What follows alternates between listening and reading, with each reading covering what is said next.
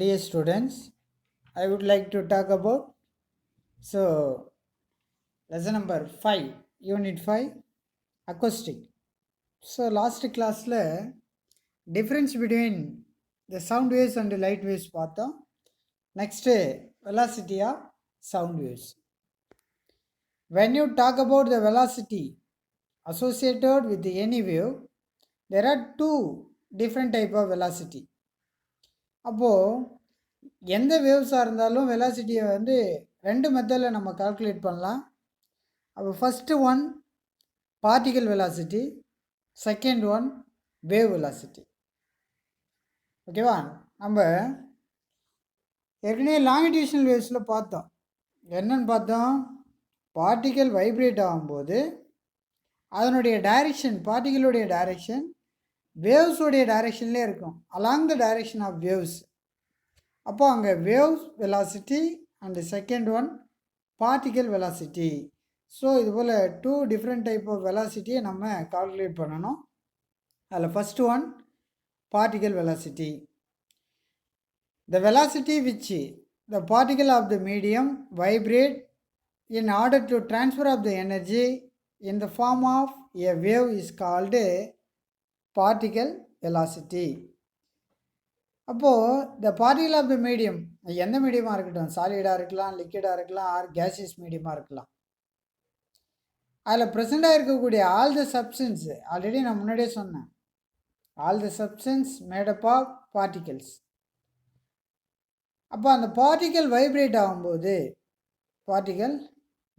ஆகும்போது என்னவா சேஞ்ச் ஆகுது? ட்ரான்ஸ்ஃபர் த எனர்ஜி, ஆற்றலாக மாற்றம் அடையும். அந்த எனர்ஜி தான் என்னவா ஃபார்ம் ஆகுது? வேவாக ஃபார்ம் ஆகும். ஸோ இந்த வெலாசிட்டியை நம்ம பார்ட்டிக்கல் வெலாசிட்டி அப்படின்னு சொல்லுவோம். அடுத்தது வேவ் வெலாசிட்டி. வேவ் வெலாசிட்டின்னா என்ன அப்படின்னா, the velocity with which the wave travel through the medium. இப்போ பாருங்கள், பார்ட்டிகல் வெலாசிட்டியில் வேவ் ஃபார்ம் ஆயிடுச்சு. அந்த வேவ் எதில் ட்ராவல் பண்ணுது? மீடியத்தில் ட்ராவல் பண்ணுது. ஸோ மீடியத்தில் ட்ராவல் பண்ணுறதுனால என்னன்னு சொல்கிறோம் நம்ம? Wave velocity in other words. So இந்த வேவ் வெலாசிட்டியை வேறு எப்படி சார் மாற்றி சொல்லலாம் அப்படின்னா, distance travelled by a sound wave in unit time is called velocity of sound wave. For example, velocity v is equal to a distance by time taken. இப்போ velocity அப்படின்னு சொன்னாலே திசை வேகம், டிஸ்டன்ஸ் அப்படின்னு சொன்னால் தொலைவு, டைம் டேக்கன் நேரம். அப்போது திசை வேகத்தை எப்படி கால்குலேட் பண்ணணும் அப்படின்னு சொன்னால், ஒரு பொருள் ஒரு டிஸ்டன்ஸை ரீச் ஆகிறதுக்கு எவ்வளோ டைம் எடுத்துக்குது.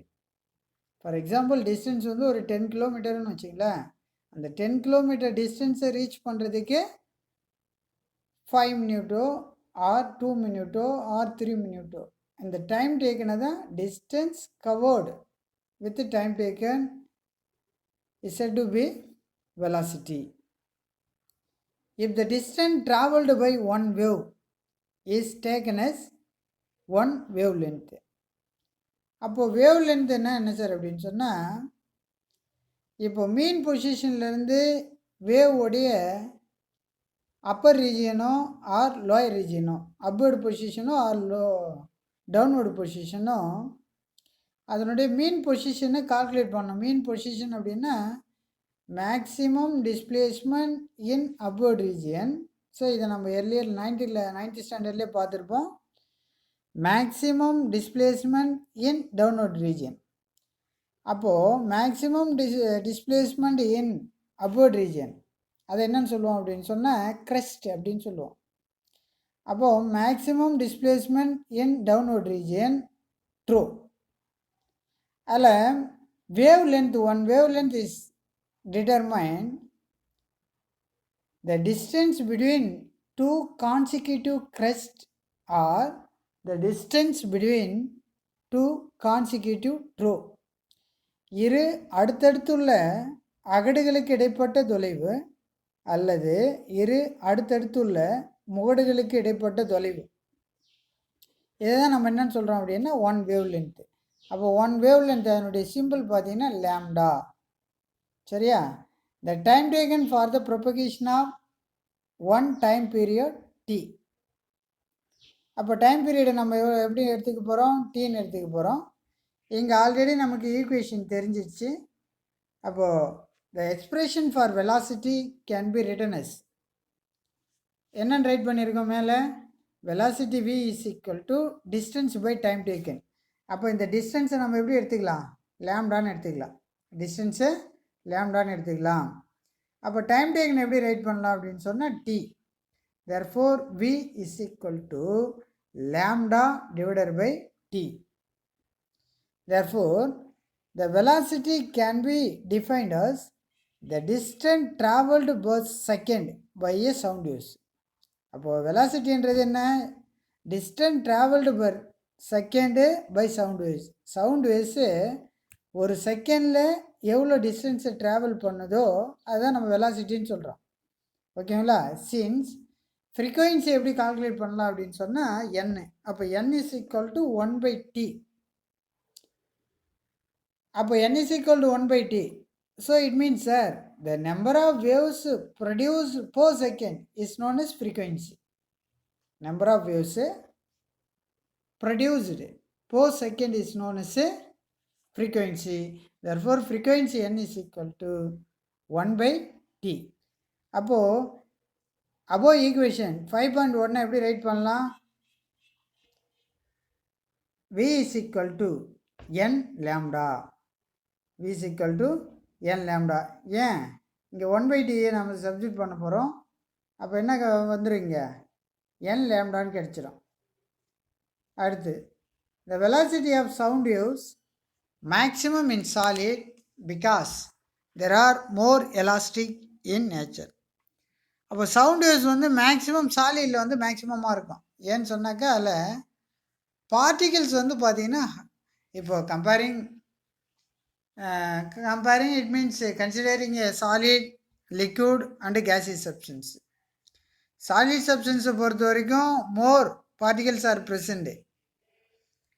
liquid பொறுத்த வரைக்கும் less particles are present.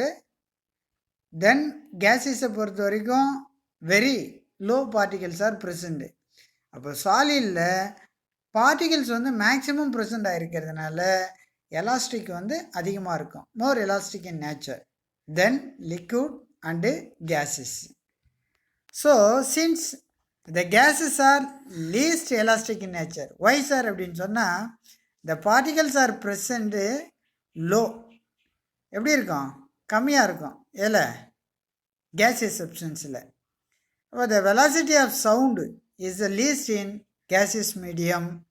So velocity of solid is greater than velocity of liquid is greater than velocity of gaseous substance. அப்போ gaseous substance பொறுத்த வரைக்கும் சவுண்டுடைய வெலாசிட்டி லோவாக இருக்கும். 1 மார்க்கில் கேட்பான். சவுண்டுடைய வெலாசிட்டி எதில் லோவாக இருக்கும் அப்படின்னு சொன்னால் gaseous substanceல லோ.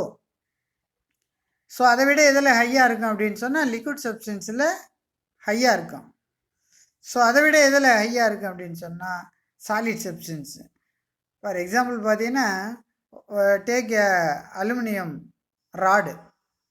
அந்த அலுமினியம் ராடோடைய வெலாசிட்டி லிக்விடுக்கு எக்ஸாம்பிள் வாட்டருடைய வெலாசிட்டியை விட அலுமினியம் ராடோடைய வெலாசிட்டி அதிகமாக இருக்கும். தென் ஏருடைய வெலாசிட்டியை விட லிக்விடோடைய வெலாசிட்டி அதிகமாக இருக்கும். therefore Vs is greater than Vl is greater than Vg. next topic remaining வீடியோவில் பார்க்கலாம்.